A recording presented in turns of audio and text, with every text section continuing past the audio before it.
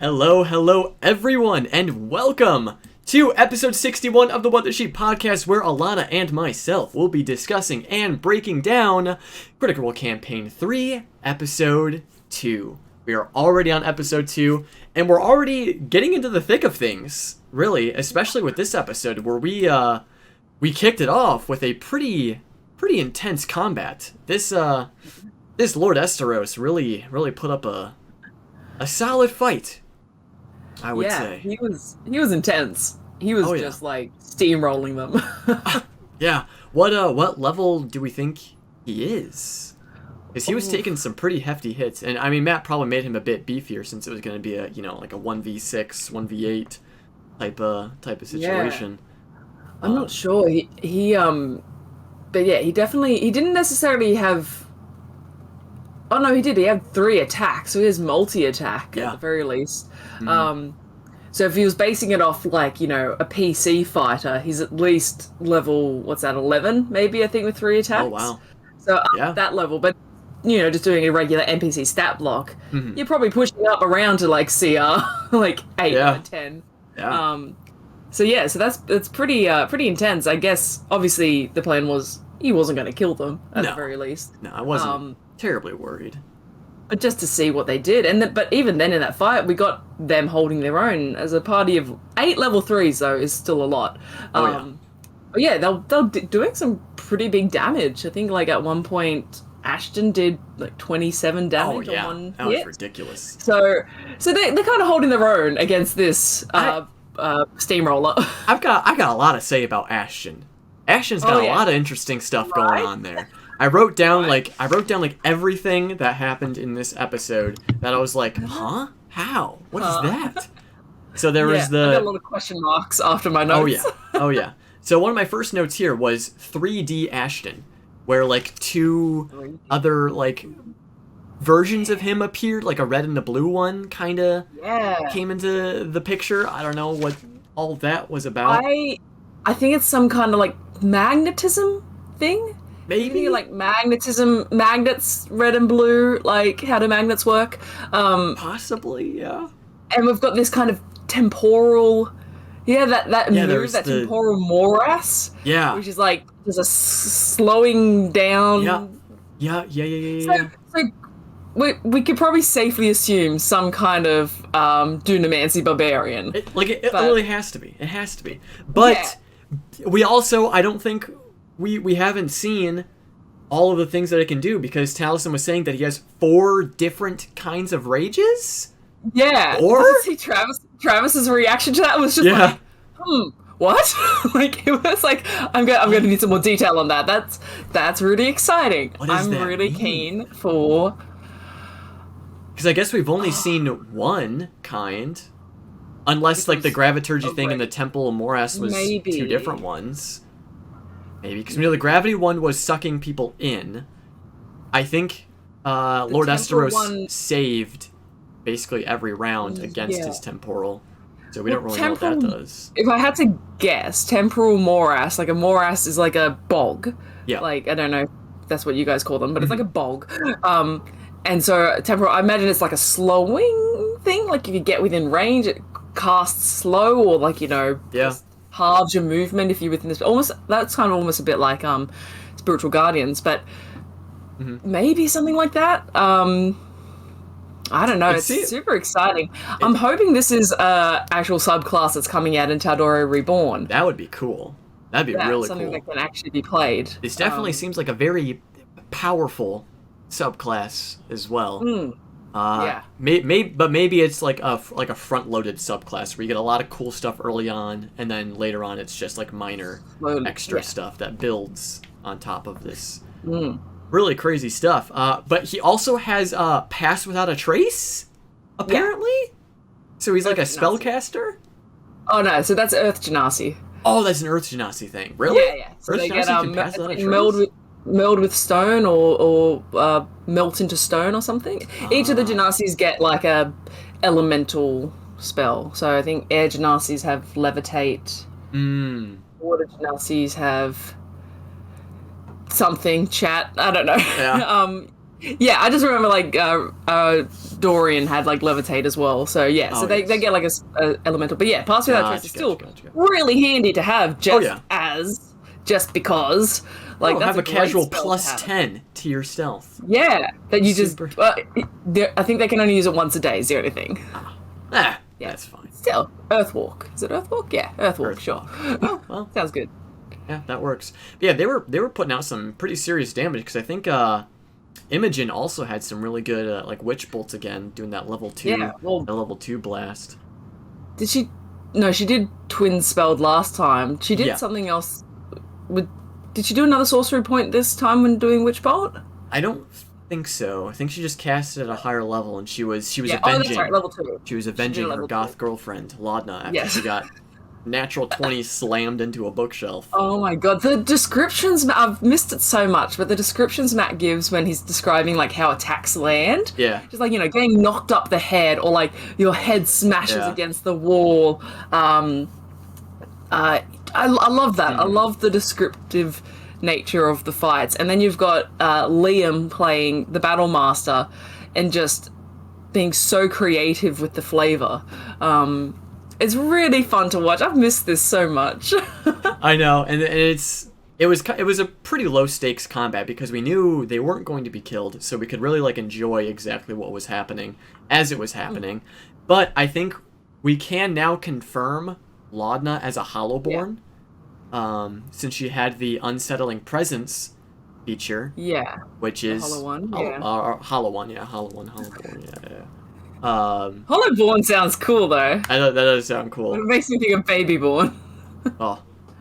But Hollowborn. That's pretty interesting. Obviously, being that has a lot of interesting backstory implications. Like, is she directly from Blightshore, because that's where the Hollow Ones are from, or at least originating. Yeah. So then did she just make her way to Whitestone, or was there some shenanigans going on around there? People, there've been a lot of really cool theories. And the one that I've been seen passed around a bit, which I should find who originated this theory, but it's really cool. They suggested that because she said she was in Whitestone, like, essentially during the Briarwood coup, I guess, or like at least before Vox Machina came in, there's a theory that she is perhaps one of the bodies that was hung from the Sun Tree by the Briarwoods, which is kind of cool. Like, it might be too much of a connection to the Vox Machina, but I mean, we've got Bertrand Bell, so... but it's a really cool... I think it's a really cool theory to think that she was, like, this way directly impacted by the events of Campaign 1. And then, for whatever reason, she was, you know, clung to life, became a Hollow One. Maybe she was a sorcerer beforehand. She made a deal with a patron. Some people are suggesting Orthax, I can never remember that guy's name. Orthax, yeah. Orthax being her patron. There was another really cool theory suggesting that frightful presence, the creature takes on aspects of the patron's appearance, and they're saying that Orthax is described as like this long-limbed, gangly kind of dark figure, and that's almost like the form she takes on. It could be something completely different, but there's a really cool theory. That would be cool, though, because, I mean, we did have, obviously, last campaign, Jester worshipping the Traveler, who was Artagan, so it'd be really cool, then, if we had another interesting, like, patron connection for this one, being Orthax. Yeah. And if it is Orthax, we know that he deals with, like, vengeance pacts and things like that, so who... could she be, you know, looking to fuck up? Because the Briarwoods are gone, so it wouldn't be them. She seems to have no major love for the Derolos or like indifference towards the Derolos. So, but that could also be she could just be, you know, playing with that, because she is.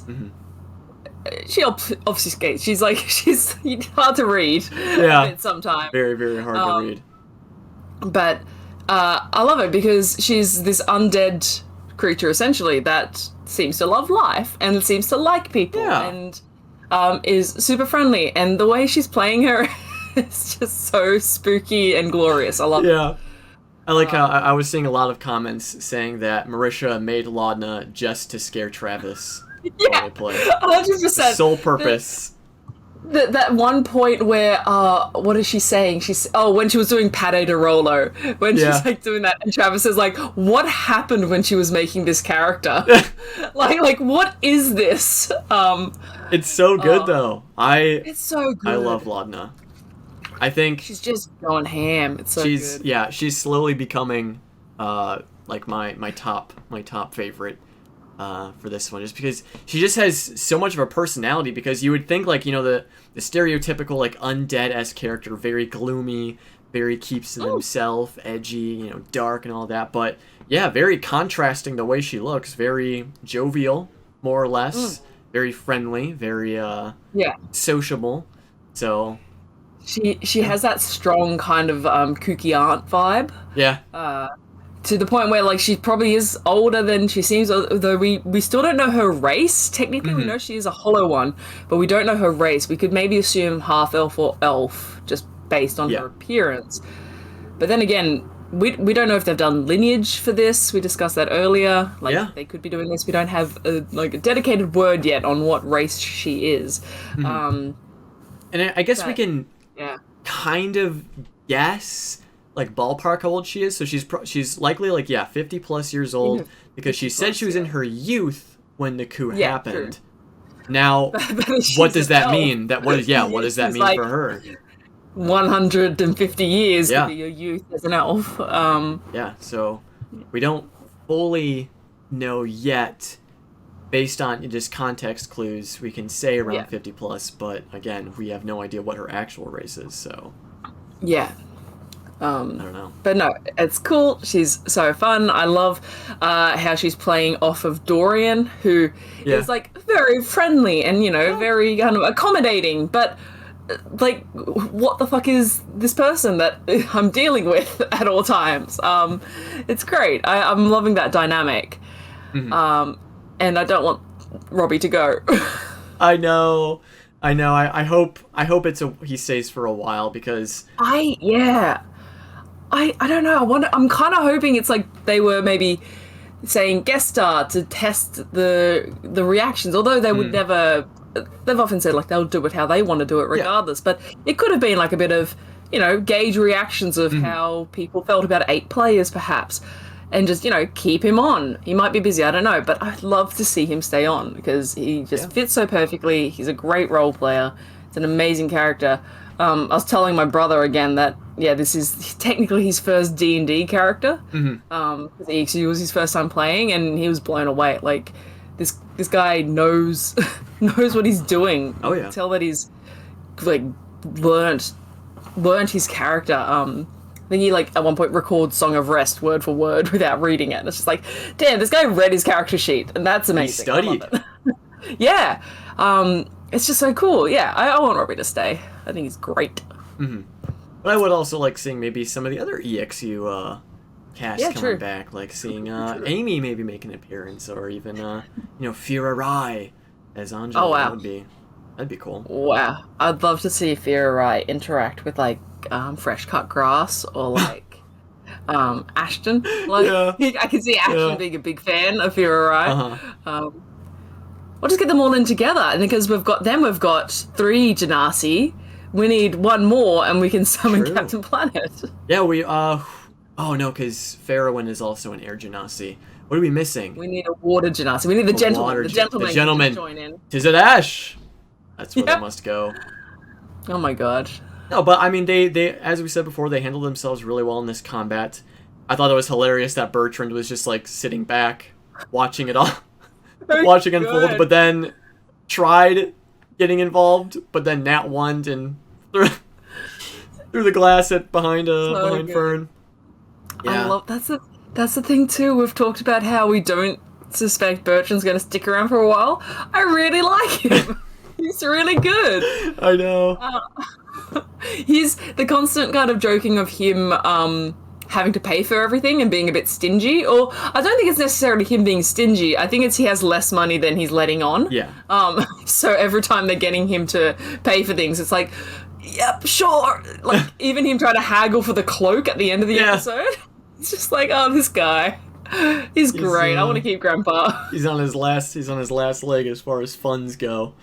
It's not looking too good. But I do have some things that I want to talk Yes. about with Bertrand. So, not to skip ahead. We never skip ahead here. Just this once, guys, But, I promise. as they wrapped up the combat and they started, talking business with Lord Esteros on what he wants to get done, Oh yeah. he made mention that Bertrand has worked with Lord Esteros in the past. However, things went south, and he ended up losing a member of his previous group, and then they ultimately just disbanded. And Bertrand seems to carry with him an air of, joking around. He's very lax, he's very relaxed, he's very, chill and all that stuff. But when this was brought up, he was definitely a bit more serious. He wasn't really reacting the way he usually does to this information coming out. So obviously this had a pretty hefty impact on him. Yeah, and I think Lord Esteros said that Bertrand ran, or he implied something that Bertrand left them in the lurch a bit, and that resulted in them failing. I'd love to see more of that, because that was a very vulnerable kind of reaction from Bertrand. And I'd like to imagine that it's not entirely true. Maybe Bertrand was telling the story a bit differently, or maybe there's more to that story essentially of what actually happened with this. Was it the Ivory Syndicate? Is that right? Yes. Which is the crime syndicate in this region. Yeah, I'm guessing it's maybe not as nefarious. Well, I don't know. We don't really know a lot about the Ivory Syndicate, but it's probably comparable to the Clasp or the Myriad from Eldorian Wild Mount. So it's really I like that a lot too, because you're right, we see him very much as this kind of jovial, joking, a bit of the butt of the jokes, but this was a very kind of raw moment that they shared with him, and particularly I liked after that when he was bonding a little bit with Fern. It was very brief, but she's Fern is wild. Fern is is a bundle of chaos, and I'm here for honest, but also you can't be certain if she's honest. No, I like that, and I think you can see we're learning more about Fern too. We got bits about her from EXU, but we're learning bits about how she is. She seems to have these expectations on her. She mentioned about how that's what people would expect of you to do. So I like that connection. I kind of like that Bertrand, the older gentleman, and Fern, the kind of get me out of here kind of chaos fawn. And Stormy Boy, Ashley and Travis together are always great. So the OGs, Grogan Pike. Yeah, buddies. So no, good call on that. I'm that's why Bertrand needs to stay then. We need I know, and so Bertrand then story. my point is with his character is, every character usually has their main story arc or a main goal that they want to accomplish. Yes.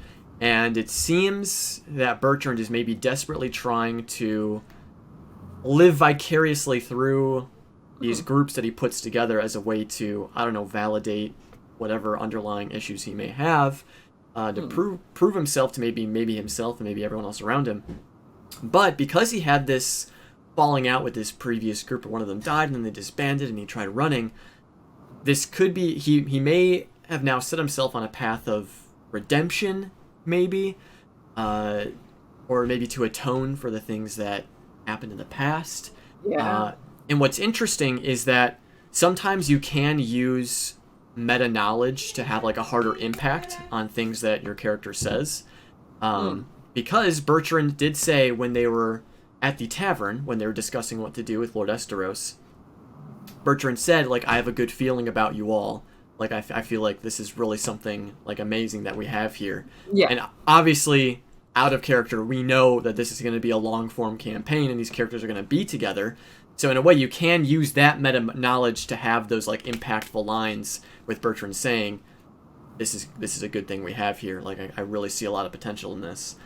So, while Bertrand may end up exiting the campaign at some point, his arc will still carry on because he is the reason that this group came together and joined in the first place, since he was the one who saw their potential.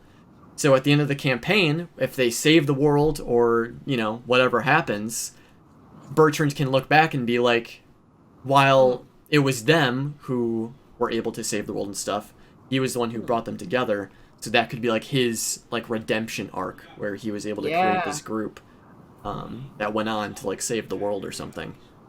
So I just think it's interesting where you know players can use meta knowledge to say stuff like that. And and speaking of using meta knowledge, we have Sam constantly pushing for sharing feelings and backstories and not keeping secrets from each other, which is perfect because it works for his character, but it is also Sam essentially saying like, "Oh, what's your backstory? Like, tell us more. Like, let's not double cross each other, you know? Like." If we look at the different campaigns, I mean, campaign 1 was established and they were very like a strong family union. Campaign 2, they were very mistrusting for a very long time. It took like probably even up to I'd say like the sailing arc, or even around like episode 50 once we started getting some of Veth's stuff and they head towards Jorhas. And when they like lost Yasha and that, like they melded there as a cohesive unit a lot more, and you know expressed their feelings for each other and that sort of thing. So it took them a very long while, but they were very mistrusting, and they all had kind of shady secrets and fucked up childhoods. Which I laughed as I said that because I'm not a bad person, I swear, but like there was a lot in that group. There's a lot of heavy stuff, But then we've got campaign 3, and at face value, what we see so far. They all seem affable. They all seem quite sociable. They all seem keen for coin, and you know what they want. They seem like adults a little bit compared to campaign 2, where they seemed a little bit more, well, not less adultish, but maybe a bit more broken. So I'm excited to see where that breaks down in campaign 3, and we get the sad stuff. And I feel like all of the characters have potential to have like very depressing, sad backstories. Specifically, FCG. Sam has to have had concocted something just utterly traumatic to, in Sam Riegel fashion, to just throw us for a loop. Like, there's got to be something dark and mysterious about FCG's backstory. And we don't know yet still the subclass, because Matt has said that it's another homebrew for Sam. But I'm thinking like maybe like a because I know a lot of people have been shouting at me that it's like a peace cleric, but Matt has said that it is homebrew. It is something new, and I think maybe it's going to be like something. What are clerics subclasses again? They're domains. Domains. I'm thinking maybe like an empathy domain, or like a that's actually what I'm going for. I'm going for empathy domain because it seems to be this is a robot that's learned to love, or like like something along those lines. It's a domain focused on caring for others and for feeling for others, and we get that when he cast Message, his own version of Message, which was not a message, it was a sense, it was a feeling, it was a conveyance of emotion. Oh god. Which led to an amazing moment, which we'll talk about later, because that was the end of the episode was amazing. Now I'm even more terrified because let's say that it is like the domain of empathy, or the empathy domain and stuff. What if though, like, FCG used to be like a Terminator-esque, killer robot, but then something happened where like part of his mind or part of his programming was removed, and all that was left is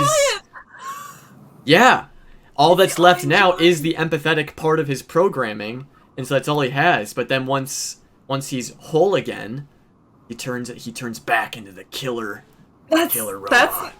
Sorry for spoilers for the Iron Giant, but that's the Iron Giant. Oh no! Oh, it's gonna end with him sacrificing himself. Oh no! You stay, I go. Yeah. Oh no! Lord. No, I like that. Also, I mean, the character design. It looks like they have hair, which is essentially all the cables pulled back. The back of its head's missing. Like, how'd that happen? What if that? I like that theory. That FCG was something completely different, and that FCG stands for fighting, combat, grenade gorilla. Yeah, that's it. That's what it is. That's actually like claw marks on his chest. Yeah. Oh, jeez. I'm You heard it here first. Yep. That is the hill that I will die on for the rest of the campaign. That is FCG's backstory until we see it. And what if like Dance is still actually alive, and she's hunting him down? Ooh. Like they go to a town. It's like, have you seen this robot? Oh God! And it's like a more they massacred a village. Yeah. Oh my God! Ooh, amazing. That's a good one. Yeah. Fucking Carnage Gladiator. Yeah. Love it. That could be it. Just keep it coming. We're gonna make a list of all these PGs. Mm-hmm. I'll have another competition to see who was correct on the actual. Yeah. $1,000 goes to the winner. Cool. Definitely not. Oh, amazing. No, it's great. But yeah, I love that theory, and I'm on board. Excellent. We're gonna get some scariness. And we'll somehow sprinkle in Tharizdun in there somehow. We'll workshop it. We'll workshop Tharizdun. Maybe with an F. There is... Wait, no. Dancer Dune. Dancer Dune. Anyways. But yes, I do want to talk a little bit more about Pate de Rollo. Because when it first happened, when Pate de Rollo was first introduced, this little rat thing, Twitch chat and the Discord chat were going crazy because they were like, "Oh my God, is she like actually a de Rollo or something like that?" But no, I think. But now I'm wondering how long she was actually in Whitestone. She was in Whitestone long enough to know who they were, to know their names, know what they were all about.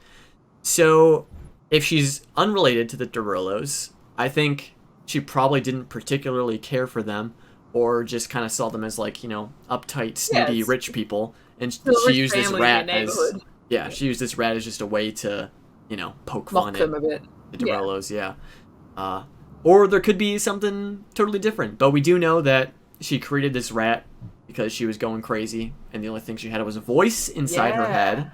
She said the voice is inside her head. Yeah, which is concerning. What if though? Because if we're thinking voices inside your head, it sounds very Somnova-me, right? Like, are they back? No. What if she was like a non? What if like she takes off her top at one point and there's like a red eye on her chest? Oh my God, that would be nuts.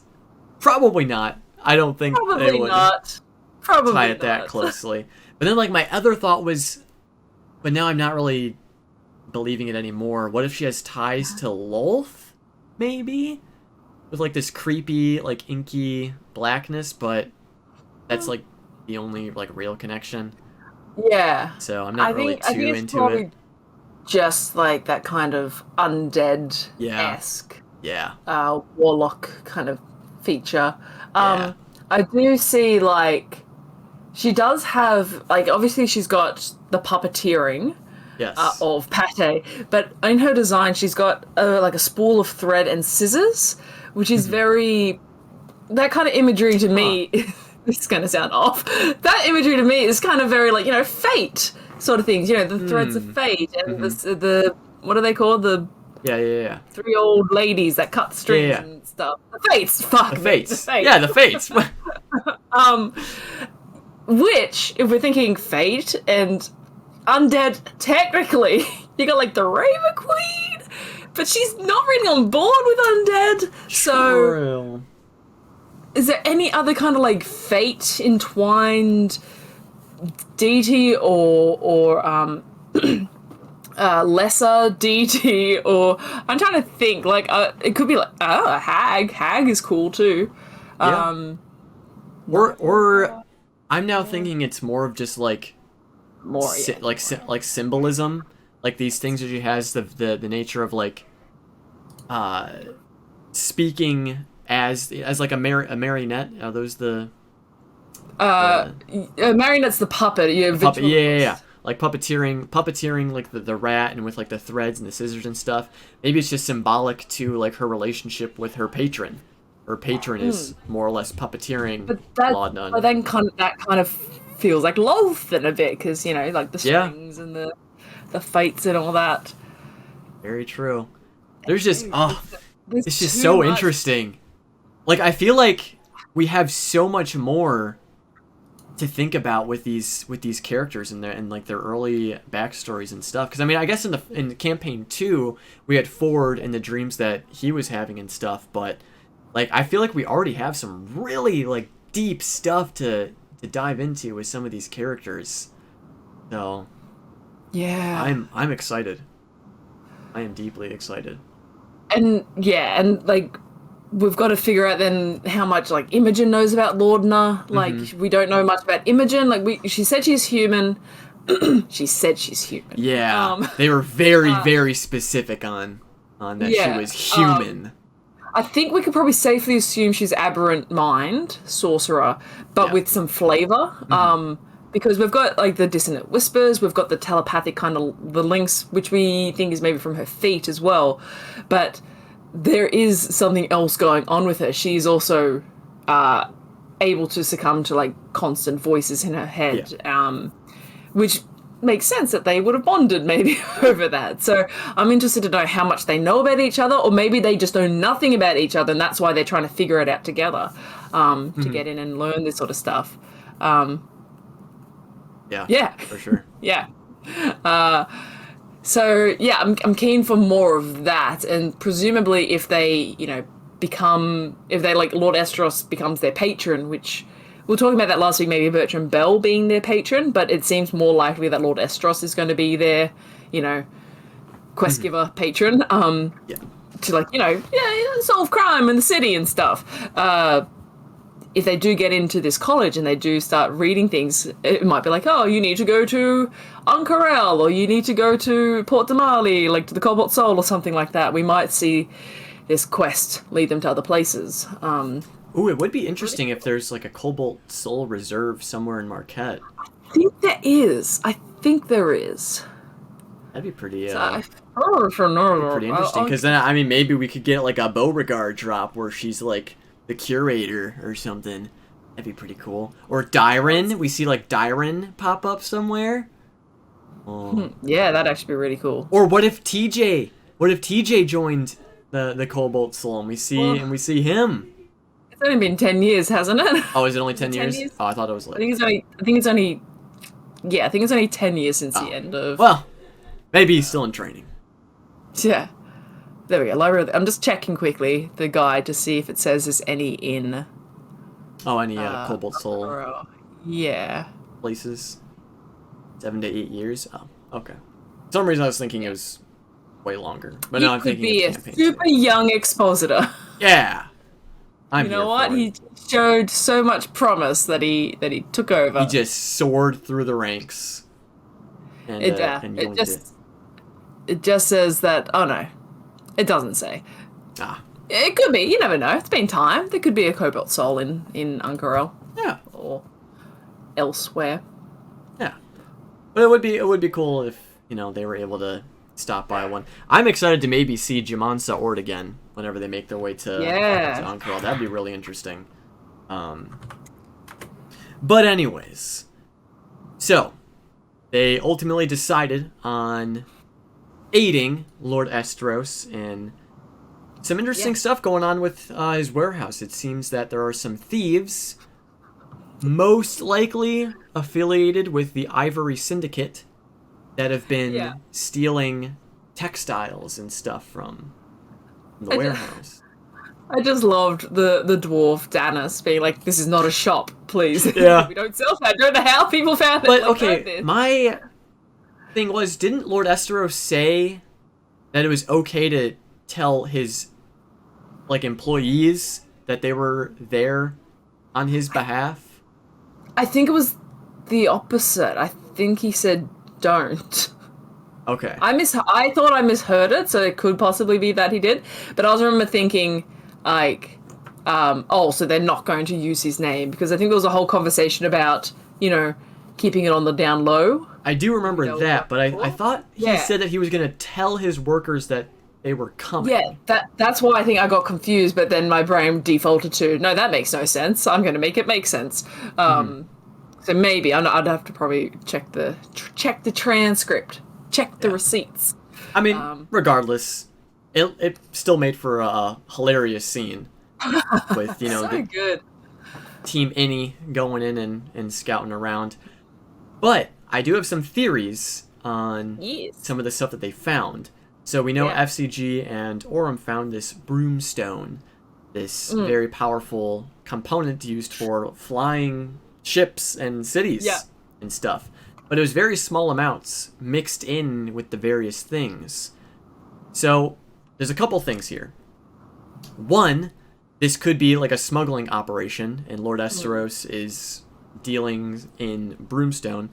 Or he has no idea this is going on, and the one sus worker there that was like super panicked later on is the one who started this smuggling and is mixing in his broomstone with the various shipments to smuggle it in and out of the city. And now this thieves guild, the Ivory Syndicate, perhaps caught wind of this smuggling and is now stealing these shipments for their own gain. Or this individual is in on the stealing and is doing some other stuff. I don't know. There's a couple of different avenues here, but it definitely seems like the textiles and stuff is a front for some crime. Sorry, there's people suddenly talking outside my window, which is weird. It's my backyard. There was. That's kind of like what I picked up too. I assumed it was kind of something along the lines of Danis the dwarf was involved with the Ivory Syndicate to a nervous degree where she was making it accessible for them to do shady shit within the warehouse. Because the way she was acting as well as she was leaving, like, it wasn't so much that she was, being cautious, seeing if anyone was looking from the outside. She was cautiously looking inside the building and was like, oh, what's happening here, sort of thing. So I think she's more maybe, working under duress. But at the same time, we don't know what it is, because they found the crumbs of the broomstone, but they also found, I think they said, like, a bag of dried figs and things like that, or there was, like, some food. Did I make that up? I got Are you talking like on the roof? The satchel that... No, it was... Yeah, here we go. Orem finds... Thank you, crit roll stats. Orem finds sacks of food, dry figs, grain, a bit strange in a textile place. There are also signs of forced entry on the crate. The contents are untouched, except where there's a gap at the hole. Could they also just be smuggling people? Is a odd, strange residue, a crumbly gravel residue of a colour hard to see in the light. I was thinking they're smuggling people. Like, I was thinking it was people are wrapped up in the bolts and they get sent somewhere, or like it's a way to get people into buildings. I don't know, like into shops. It seems a bit convoluted, but it made me think that people had been hiding out in the crates. For what purpose? We don't know. It seems pretty easy to get into this place.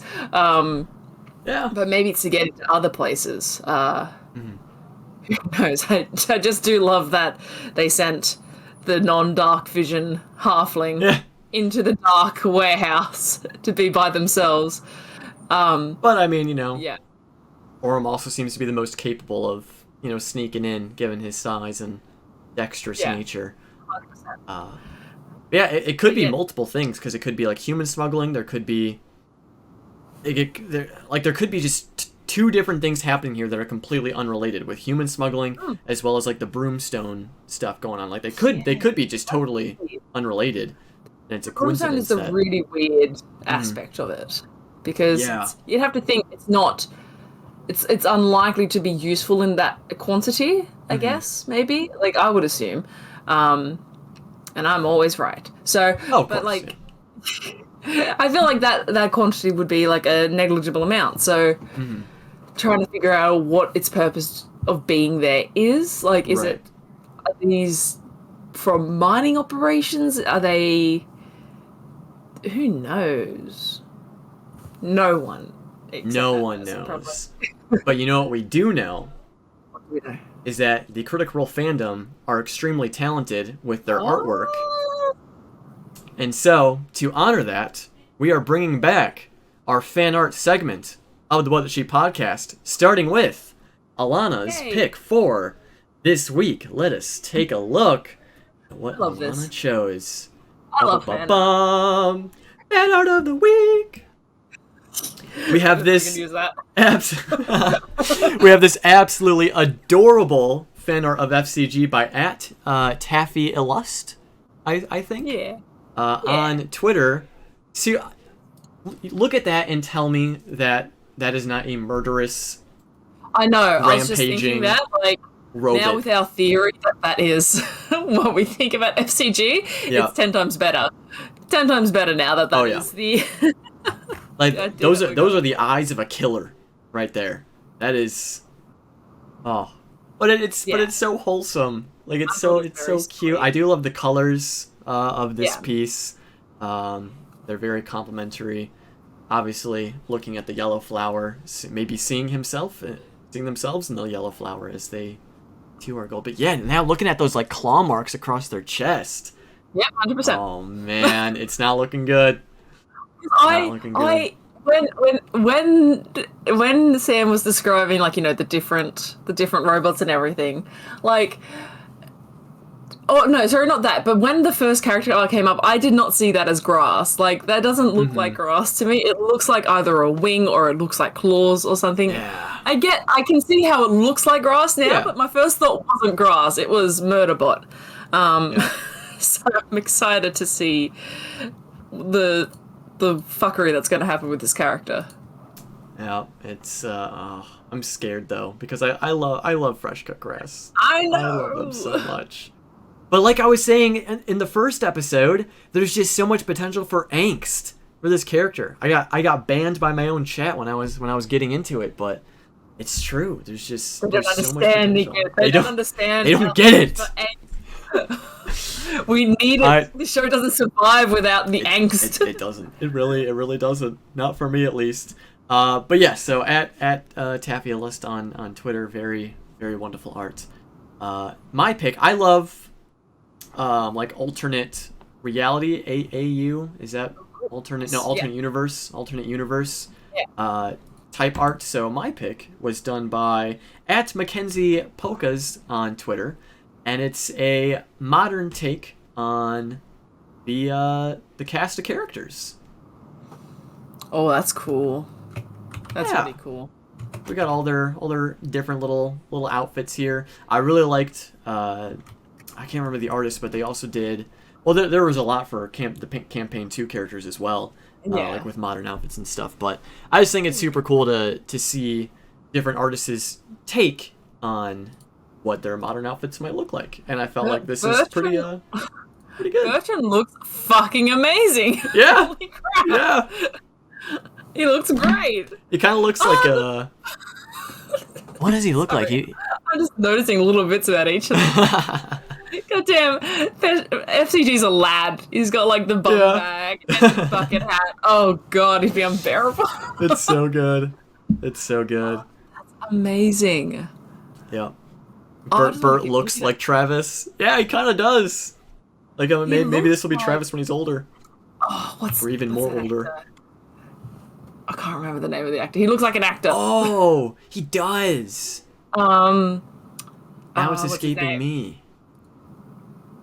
I think it's the hair. He looks a bit like Don Johnson for me. Okay. You know Don Johnson, like Miami Vice and. Oh, okay, yeah. But I mean, we look over at Imogen and Laudna, like that is literally the two. I don't know if anyone has seen American Dragon Jake Long.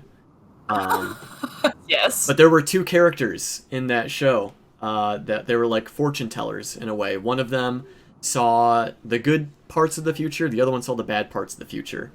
And they very much fit this aesthetic where they were both like contrasting each other in terms of how they looked and stuff. But it's the meme, the sister and I are polar opposites one as well. Yeah. Have you seen that? The girl with the rainbow hair and the goth girl. Oh, I don't think I'll send it to you now. But Yeah, it's great. Oh yeah, and then there's the Princess Bubblegum and Marceline stuff that people have been It's so people have been saying. Yeah, that's also really good. It's such a good aesthetic kind of comparison. Yeah. Ooh, Liam Neeson is what Alethea is saying. Yeah, I can see some Liam Neeson in there. Yeah. That's good.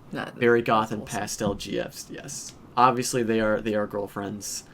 I will not be taking any other criticisms in that regard. They are definitely a unit. They're definitely together. But yeah, at Mackenzie Polkas on Twitter. Very lovely art. Yeah. Critters are amazing, and they are talented, and they never cease to amaze me. They are. It's crazy. I've loved every little bit of art that's been coming out from this campaign so far, and it's only going to get better. I can't wait for the cosplays to start. That's going to be 100%. That's going to be something. I was starting a Lorda cosplay. Oh shit! But I realized I haven't cosplayed since I was like 16. And my cosplays were always really janky. Like I did like video game big armor cosplays. So to do just like, basic kind of clothing cosplay. I got like the top and the skirts and everything. I was just like, don't know how I feel about this. But you just gotta do it. It's all interpretive. You can never do it wrong. However you want to do it. So hell yeah. Hell yeah. We'll see. Maybe I'll do a cosplay of my own. I don't know who I would do yet, but maybe I'm not sure. But you'd make a really good Orem, I reckon. Ooh, I could do that. You got the right hair. I've got the hair already. Yeah. Oh, maybe I'll do Orem. Yeah, I like that. I'll look into some Orem stuff. Or BFCG. Well, I can't ride a unicycle. I could try to learn. That'd be hilarious. But I don't know how FCG cosplays are gonna really work. It's going to be that type of thing. Have you seen? There's a really good General Grievous cosplay on the internet, which is like essentially the person's inside the cape, and the body of General Grievous is just like PVC piping that's then attached to like their feet. Oh shit! So they walk inside the cape, but it looks like the PVC like Grievous legs are moving. Imagine you could do something kind of like that. Yeah, maybe. Yeah, there definitely has to be wheels. Just chuck some rollerblades on and do rollerblades. It's an interpretive cosplay. Exactly. Yeah. Take my own advice. But it also could be because I know when I've been to conventions and have seen pictures where people create just like little like remote control like automations and stuff. Like I remember when I was at C3E2 a couple years ago, there was like a BB-8 that someone had created that was just like rolling around everywhere. Yeah. So it'd be insane if we had some, super advanced engineers in the fandom that actually make like a little remote control FCG. Wow. That would be insane. That would be crazy. Yeah. I would imagine if we do have like crazy engineers, they're probably already working on it. That is something. That'd be really cool. Yeah, I mean, I'm excited to see that. I think that'd be really cool. Even if not engineered, I think you could easily build an FCG. I might build an FCG. I'm just thinking now. I love making things. I might build an FCG. That'd be cool. That's super easy. Yeah. I can see it in my head. I got it. Yeah. You heard it here first. Alana's going to be the first one to create an FCG. Oh, don't say first one, because then I'll feel bad if I'm not. I take it back. I retract. I'll be like, I retract the first 20. Yeah. Say for that. Among the first. But anyways, shifting focus back to the episode, I really like the use of Detect Thoughts. I think Detect Thoughts is a really interesting tool. And it also keeps DMs on their toes, because then they have to put themselves in the shoes of their NPCs and be like, what would they be thinking about right now? And a lot of it has to just be come up on the fly, since you can't, always plan what your random NPCs are going to be thinking. So that's really cool. But it also helps because now they're not totally reliant on insight checks, since they can just be like, I'm just going to see if I can get anything with Detect Thoughts here.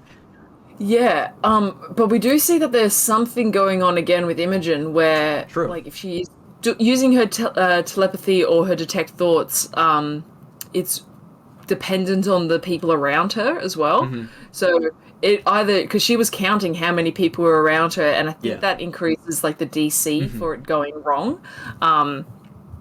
So I'm just so keen to find out what's going on with her. Yeah. But yeah, no, you're right. The idea that they can kind of just like, you know, check in to see how people are generally feeling is a really cool mechanic that I think we'll definitely see a lot of moving forward. Oh yeah, I certainly hope so. And now switching focus to Ashton once again. Great character. This just goes to show just Taliesin just has so many good one-liners. I don't know how he's able to come up with all of this stuff, but when they were when Laudna was like picking the pockets of that one passed out guy and picked up the coppers, and Ashton was like, don't take coppers. Copper. They're not worth it. Silver if they're an asshole, gold regardless. Yeah. I'm like, that's I was so just going to bring that up. It's probably one of my favorite lines of the episode. Yeah, you don't take copper. Like, that's just kicking someone while they're down. It's so good. Yeah. And it just reinforces that idea that Ashton is, like, to an extent, they're a people person. Like, they do genuinely seem to care a little bit, like, about the downtrodden. Mm-hmm. You know, they have a code. They have a code that they follow. They have a very strong sense of their principles. And yeah, I like that. I like that because we're getting that very sympathetic, or empathetic at the very least, Taliesin Jaffe character. Mm-hmm. We got so spoiled with Caduceus. Oh yeah, being like absolute lovable, emotive, and caring character. So I'm glad we've still got some aspects of that Ashton is still, you know, going to be looking out for them. They're just happy to be there, it seems. Mm-hmm. And yeah, even we talked about last week too, like even with a charisma of 6, they're still likable and charismatic. It's just wait, Ashton has a charisma of 6? I'm fairly certain. I might have gotten that mixed up. I just remember. Snap. Wait, I'll look it up. I think you're right. We've got it pinned. I'll find it. But yeah, I know Laudna has a strength of 5. Yeah, charisma 6 for Ashton. Oh wow. So it's that idea that like you don't need to have high charisma, like to like you don't, just because you have low charisma doesn't mean you're an asshole. Obviously, they're confronting and they swear a lot, and you know, but it's almost always done with a laugh. Like whenever tells people to fuck off or whatever, it's always like just a happy dude, happy chap. Like I love it. Yeah. And like cause charisma, as far as like, you know, like checks go, like ability checks, you know, it's really just persuasion, deception, and stuff. So charisma, again, doesn't necessarily mean you're an asshole or you're unattractive. It just means like you don't know how to like talk yourself out of a situation. He's not particularly persuasive. He doesn't really know how to lie. All he knows is, you know, punch things when things get rough. I like Leo brought it up in chat about it's that punk morality. It's that kind of punk. It's confronting and all that, but it's also you know, about maintaining community and looking out for your fellow punks. Hell yeah! So I'm all about it. Definitely. Oh my goodness! Can we talk about their costumes for a second? Oh yeah, that's right. But yeah, that was one of my first notes on my other page. They're Halloween costumes. I think when I was streaming yesterday, we were trying to predict what they were gonna wear, and I think someone said, "What if they dress up as each other?" I think I remember seeing someone say that. But yeah, they did. It was confusing. Yeah, it's really confusing. Imagine if you were like a new critter. This is your second episode of Critter. I'm like, oh, I'm still like getting my mind around the new characters and who all these people. Yeah. You're watching it. Oh my god. Yeah, it's a bit rough for the new critters. Good though. They did look really good. Travis actually had himself on the shirt going down. Yeah. That was amazing. Ashley's was really good. I think Sam's was funny too, where he perched up on the chair like Marisha does. Sam was really good in that wig. That wig suited him. Yeah, man. Oh my goodness. But I like how they were wearing each other's clothes too. Like Liam had that blue daddy shirt that Ashley always wears. Sam was wearing the sleeves are bullshit. Ashley was wearing the signature Travis Strongjaw that shirt. Must have been like a 4 extra large or something to fit over that muscle. Yeah, for real. She lifted her arms up, and it was just like the bubble muscle. So it looked so good. It was amazing. But speaking of Strongjaw, I loved Fern's meta thing. Oh, that was another thing that I wanted to touch on. Frog bone. Yeah, frog strong bone. But then Fern saying, I think it was like a Grog Stonejaw or something, because that's what Ashley called him in narrative telephone. Yeah. Amazing. Stonejaw. No, it was so good. Matt dressed up as Laura was adorable. That was amazing. Such a good look for him.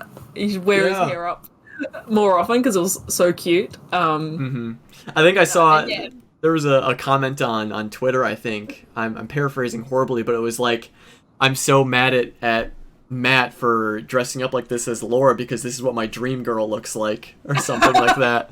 It's like, oh wow. Yeah. He does look good. It looks great. There was a funny tweet I retweeted, and it was the picture of Matt as Laura, and then the official photos of them all dressed up, and then it was a meme from Community of the Dean saying, "I hope this doesn't awaken anything in me." It's just like this is there's a lot happening in these pictures. Yep. Yeah, no, Laura looked incredible as Robbie. That's like, oh yeah. Yeah. The fake tattoos, the beard, the mustache, the hat. Oh, so good. It was amazing. But real quick, something that I wanted to talk about back when they were in the tavern and stuff, and talking about like the history of Vox Machina and the Rolos and all that stuff. It was just, for me, it was just really cool seeing their characters talk about this history from 2 campaigns ago. That Vox Machina had gone through. I don't know. I just thought it was really cool that they were talking about it and all that stuff. And I can kind of see them not wanting to go into an in-depth conversation about it, because I think they're trying to avoid being meta, but at the same time, like, just not wanting to deep dive into it, because Orem was being, like, a bit, what's the word? I can't think of the word, but like beating around the bush a little bit about how he knows Vox Machina, because it is very much like, I know Keyleth and I know the adventures of Vox Machina, and I know that there's one named Percy. Like he would know all this stuff, but he was kind of keeping it a bit close to his chest, which is in character. So I did like how they were kind of like, oh yeah, you were with Vox Machina? That's strange. And then Bertrand's like, how do you know Vox Machina? It's like, well, everyone does. Like, there wasn't a simple moment of, well, I work for Keyleth or something like that. But I feel like we will get it. Yeah. Keyleth is the connecting thread of every campaign, and it's perfect. Yeah, she needs to make an appearance sometime in this campaign. 100%. It's so good to watch Marisha anytime they mention Keyleth or the Ashari, because she's always just like glowing, like she's just so pleased with what's happening. Yeah. That was also the same with Taliesin in this scene as well, when they were talking about the Briarwoods and the coup and the Dorellos and all that stuff. Yeah. It was great. It was word. Are there any other big things of this episode that we want to go over? We got teased very heavily, and we haven't seen it yet, but Crab Fern is coming at some point, hopefully. We need to see Crab Fern take control. And I hope it's a crab and not like something that makes sense, like a mouse or a rat or something. I just want a crab sneaking in and just catching someone off guard. Maybe creeping in on Orem, because we did have that funny moment of like the messages creeping in. Londa messaging Orem in the whispers.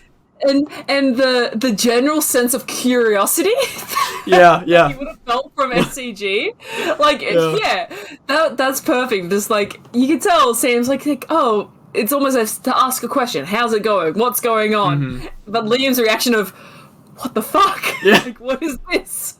Like, why do I feel a sense of curiosity around me? Yeah. And just the slowly kind of descent of the whispers and the sounds and like, and then the banging on the door when Fern knocks. The muffle like this poor guy.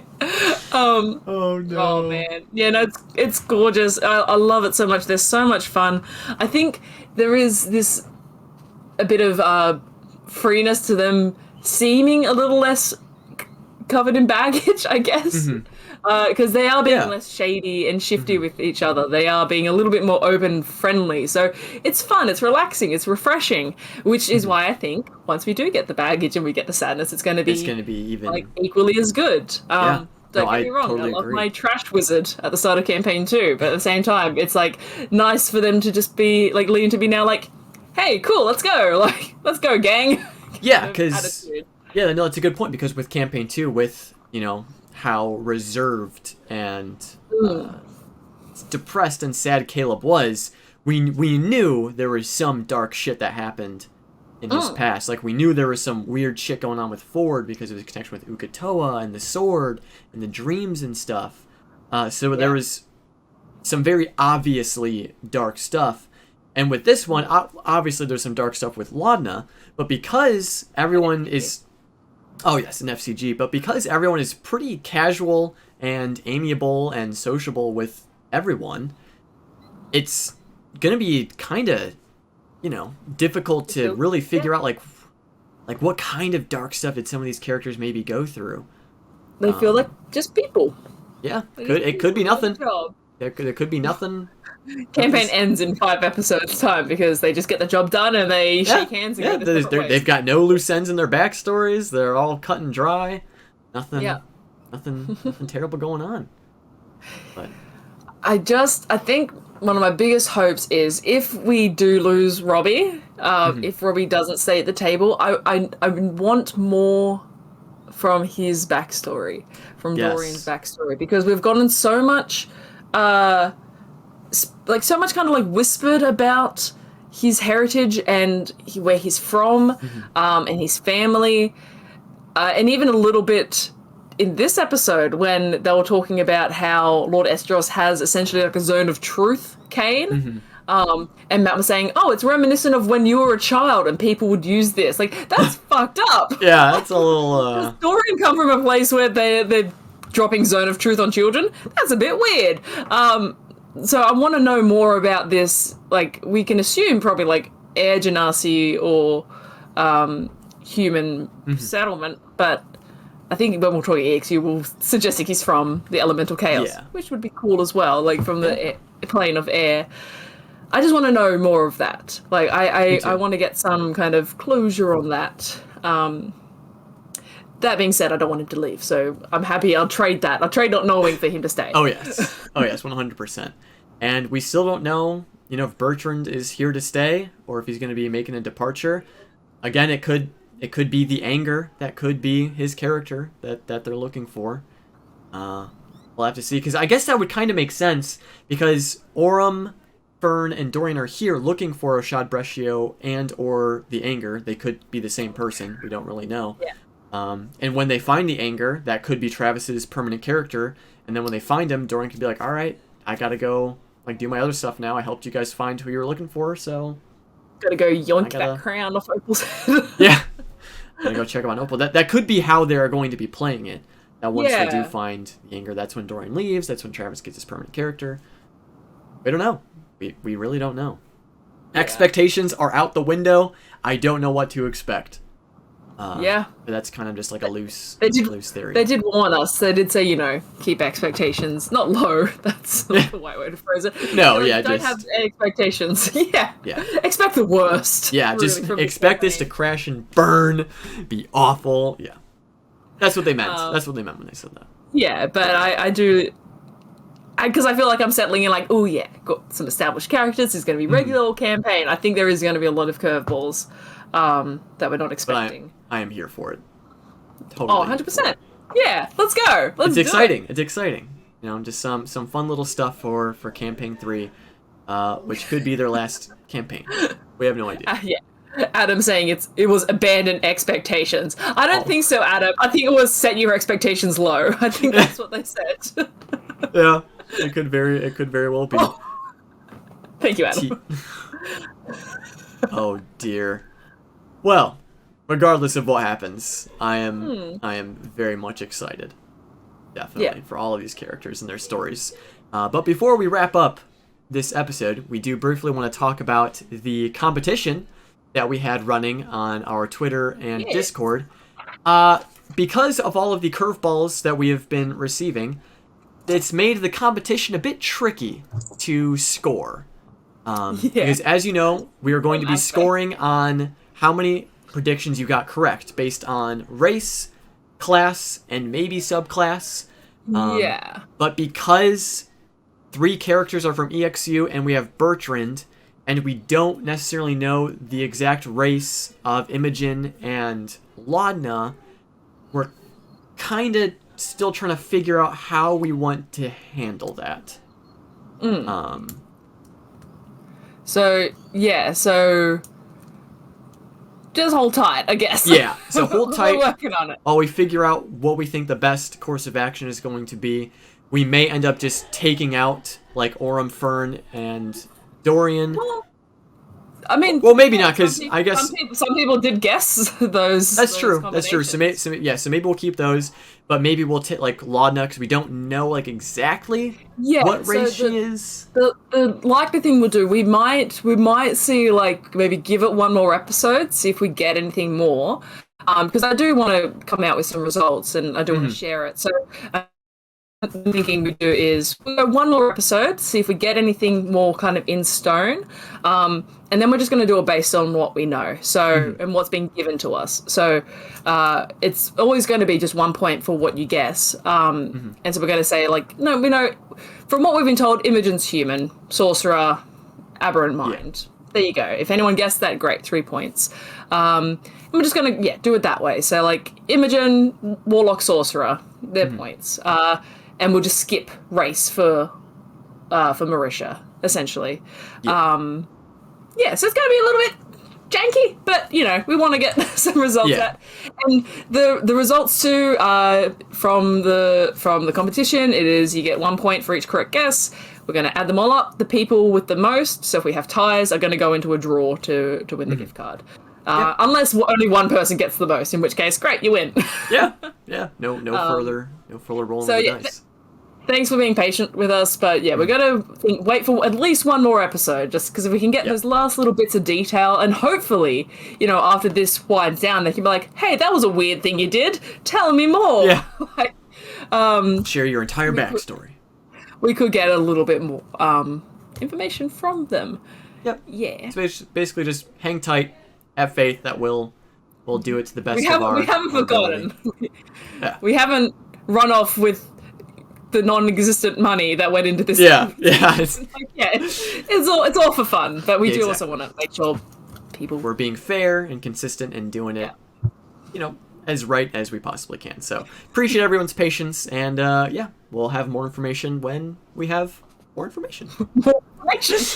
So there. But I guess with all that being said, we can go ahead and call this episode a wrap. As always, thank you all so much for joining us. Thank you to everyone who tuned in live and hung out, chatted with us, shared their theories and thoughts and feelings about this about this episode. And thank you to everyone who's going to be watching this on YouTube. Who's going to be watching this on YouTube or on Spotify or Anchor or Apple or wherever else this podcast may find itself. Thank you all so much for tuning in. Don't forget to love each other, spread the love to everyone you meet, to everyone you see, but most importantly, don't forget to love yourself. That is the most important thing you can do. So be sure to take care of yourself, drink some water, eat some food, get plenty of rest. I'm proud of you for being here, and thank you for being here. So, hope you all have an absolutely wonderful rest of your morning, day, evening, wherever you may be on this glorious earth. And we'll see you all very soon. Bye, everyone. Bye, guys.